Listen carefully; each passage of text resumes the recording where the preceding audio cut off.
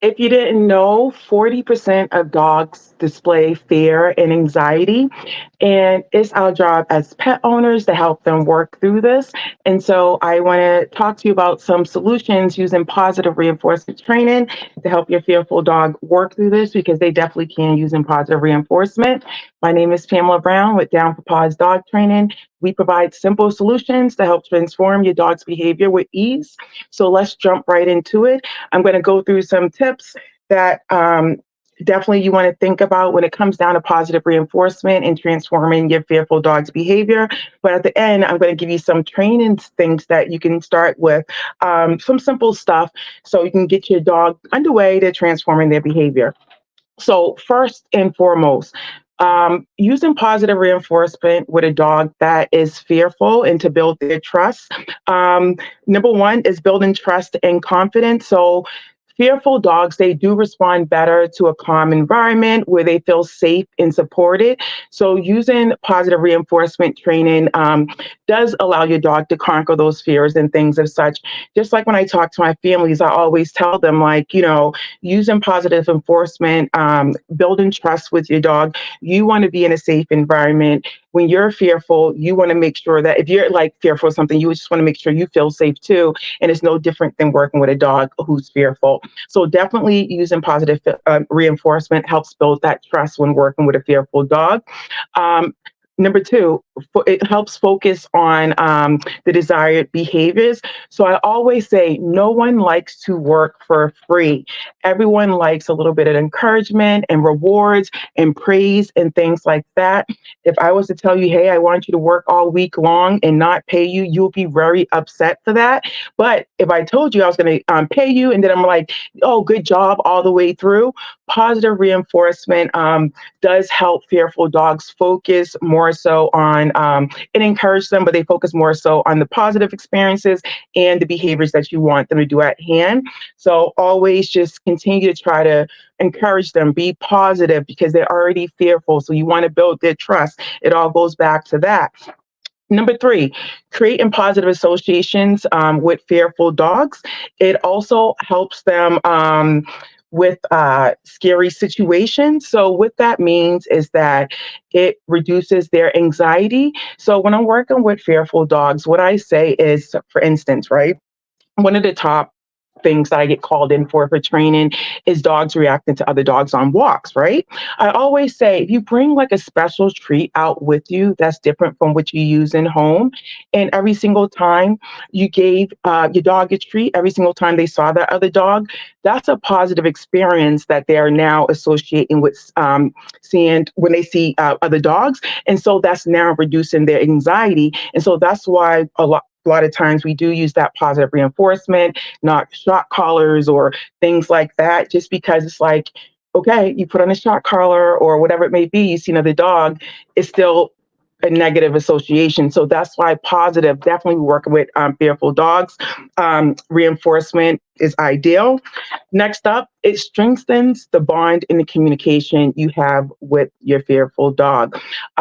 Definitely, the more you can stay in tune with your dog, read their body language. I'm always talking to families first and foremost about body language and understanding your dog. Your dog is always talking to you.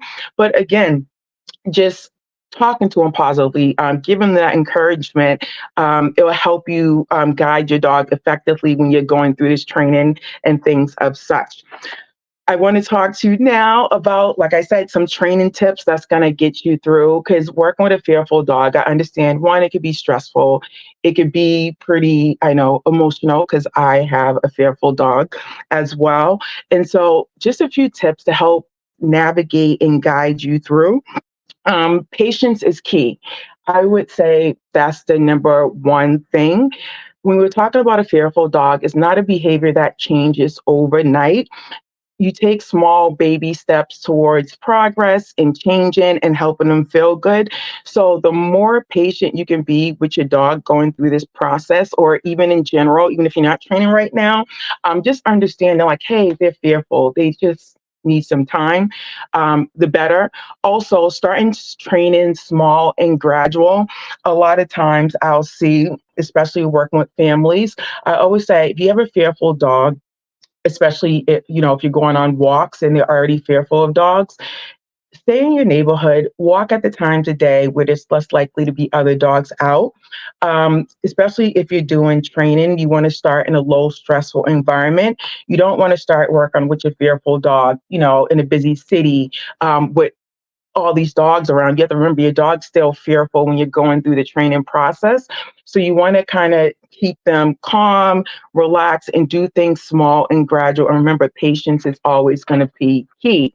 This one, number one tip, if anything, when I work with families and they're like, oh, my dog's reactive, this is a little insider consultation. I'm glad you're here, right? The first thing I ask, when did it start? Because that matters. Because in my head, I'm thinking for dogs, the longer they practice the behavior, the harder it is to change. Doesn't mean it can't happen. And also, what I want you to do is start identifying the triggers that are which your dog is fearful of, right? I have this worksheet that I have families go through. It's like, how well do you know your dog? And in each section, it has different questions like, does your dog react to fireworks? Do they react to doors closing? Do they react to, and after they go through that sheet, I can kind of figure out, is it a noise stimulation that they're fearful of? Is it people that they're fearful of? So as much as possible, anytime that you see a dog and you know what their fearful looks like, start jotting that down, because when you do reach out to the trainer, those are things that we want to know. What is triggering your dog? Because you want to start to establish some training and working your way through that. And last but not least, consistency. Slow progress and being consistent throughout training, just consistent with your fearful dog.